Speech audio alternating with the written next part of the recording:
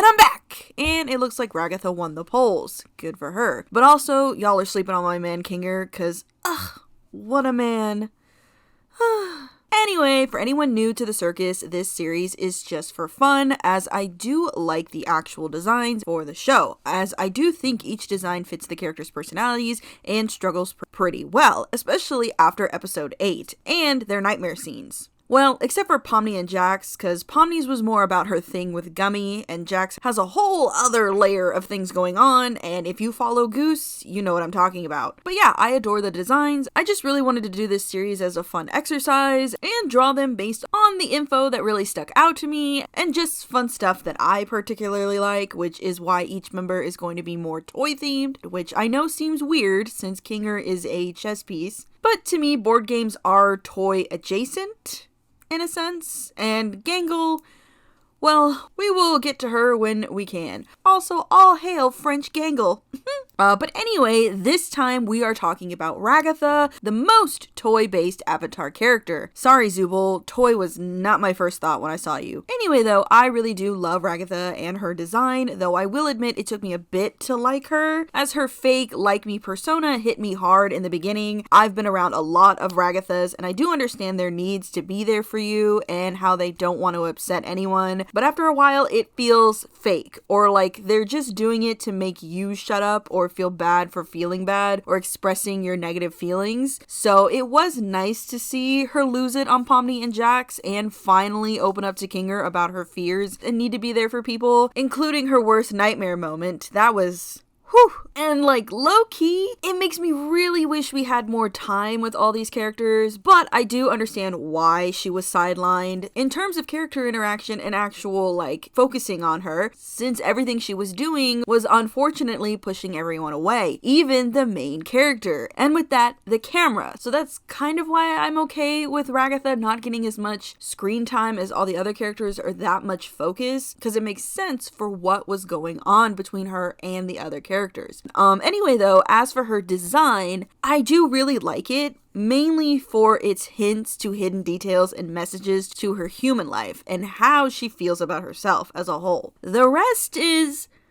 the design overall is just a bit plain for me specifically, and I know she's based on a Raggedy Ann doll, and that is the point of the dolls, though they kind of do have a bit more flair to them than Ragatha does. But I think the thing that bothers me the most is that she is just too on the nose for a Raggedy Ann doll. Like, there's no extra personality other than the button eye and the patchwork, which I'll be honest, I really don't like fix-up patchwork. Keyword fix-up patchwork. Personally, I love a full patchwork doll where the designer uses all kinds of fabric to make something new than what fixing fabric is, which is just finding fabric that matches the original color or design that you're wearing to fix holes or runs. And that's what Ragatha has. I've never vibed with it. I really do wish it was something else, and I kind of wish her bow was on the back of her dress instead of on her hair, because that one strip of fabric around her middle just bugs me like crazy. Oh, I also do kind of wish that her hairstyle was different, as again, it looks too similar to the original Raggedy Ann doll. Also, this might just be a me thing, but even though Ragatha is a full doll, she never really screamed doll or toy to me. Even with the button eyes, she just seems so much more human, and it's just mostly in the face though. Like when you look at her hands and your legs, you're like, ah, doll. But when they zoom in on her, I'm like, something's not right here. Plus, like, the lack of stitching on her skin makes it feel like she's even more human. There's nothing. There's no seam lines on her actual body other than her dress. But other than that, I really do still like her design. I'm a sucker for any kind of rag doll, and I think her colors are used really well with her, because similar to Pomni, she mostly has red and blue on her, which to me feels like a small nod to the whole blue and red theming within the circus. And I wonder if that has to do with like the fact that she was the first person to show up after Kane made the attempt to start bringing people into the circus once everyone besides King are abstracted. But that could just be a me thing though, in my weird color theory mind. But anyway, on to the design.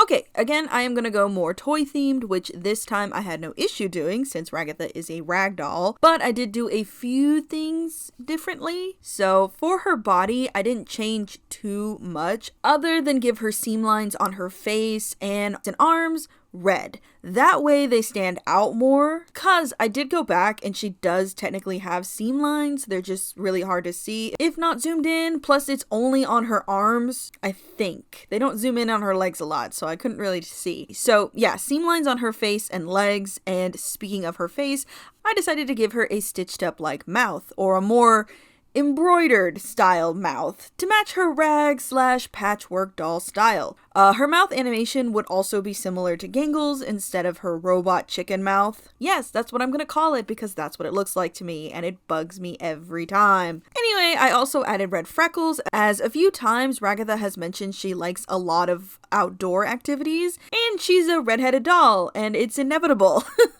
Now her eyes, eye, and while I do like Ragatha's design and get that the show is 3D, Ragatha's eye always really irritated me, as her eye was, 3D to her face, aka it stuck out, but since she's a doll, that's not really how it would work on fabric, especially if it's a more human eye. Doll eyes are usually either a solid color or they're painted on, specifically for rag dolls. So I gave her a more painted, or in this case printed on look, and also made her eye a little bit more round.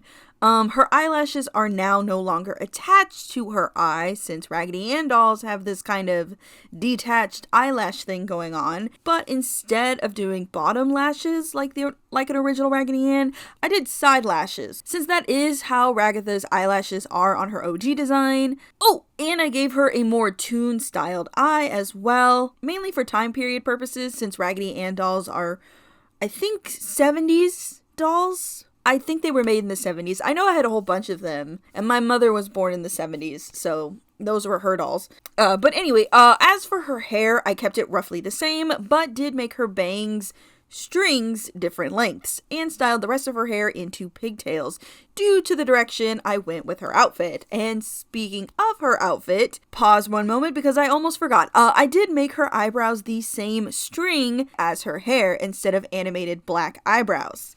That's another thing that always kind of irked me, considering that she is a doll. I know they're like 3D animated avatars, so like it makes sense for the world, but since she is a doll, I feel like her eyebrows should be the same kind of string as her hair. Anyways, back to the outfit. So for her outfit, I didn't want to change the overall silhouette, as it is different from an actual Raggedy Ann dress, since Raggedy Ann's dresses are more colonial baby doll dresses, and Ragatha's is a more traditional vintage dress for an older girl. I like to call them tea dresses. I know that's not accurate, but that's just how I see them.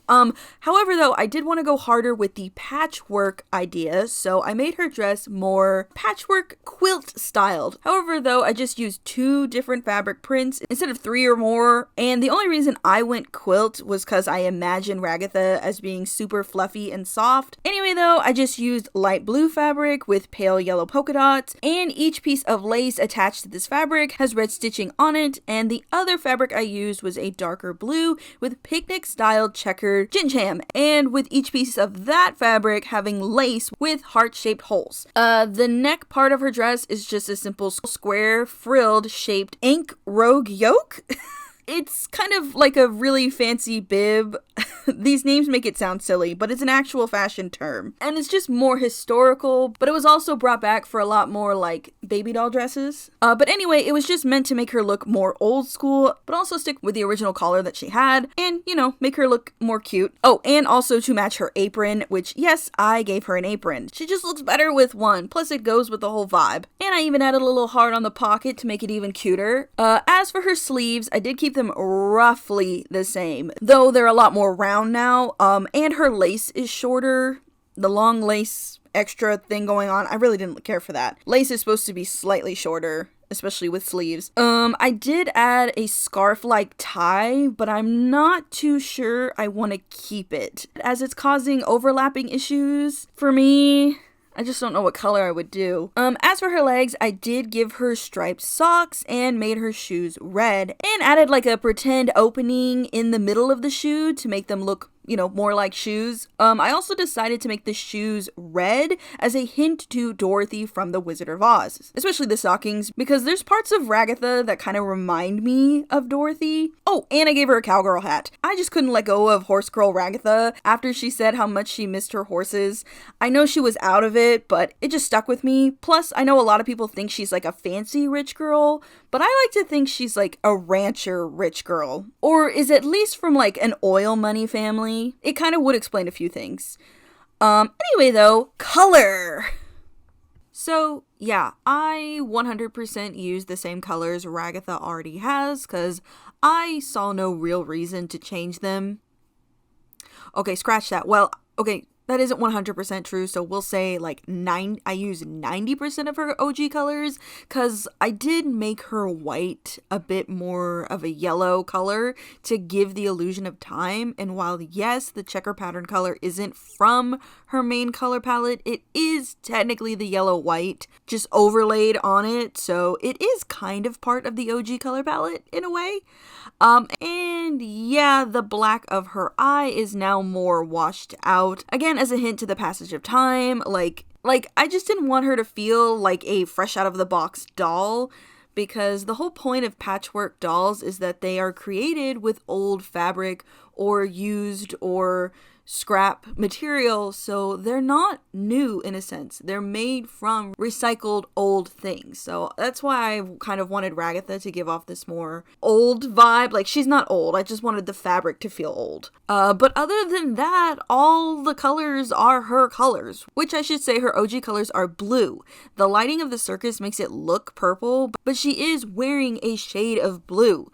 There's just something about these specific types of light blue that just end up looking purple, and trust me, the color is not even anywhere close to purple. It's literally in the middle of light blue and dark blue. It's just really lightened to the point that it looks purple, but it's not. It's not purple. Seeing people draw Ragatha in purple and I'm like, it's not purple. But yeah, super happy with how she turned out.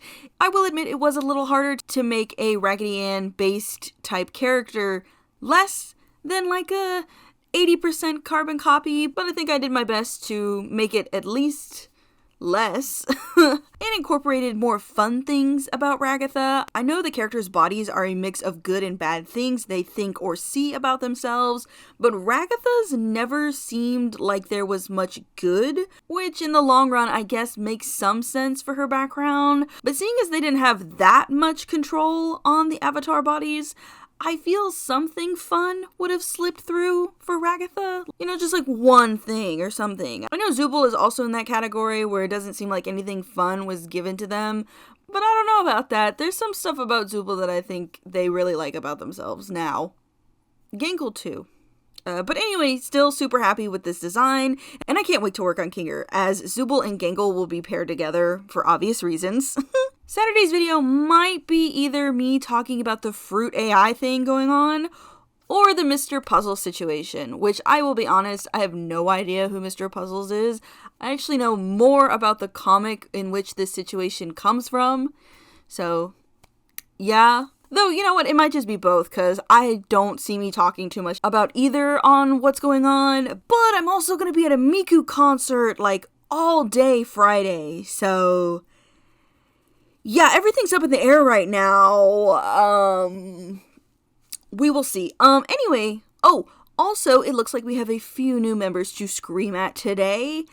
Loa and Seraphim Z6Q. Welcome to the madness. And special thanks to specifically 4for10 for the super thanks on my Pomni redesign video and Chaz's Alive rant videos. Both videos are really good and you should really check them out, but please check out the Chaz one as it has special news on something big that I'm doing. But again, thank you so much. On to the wall of teeth you go.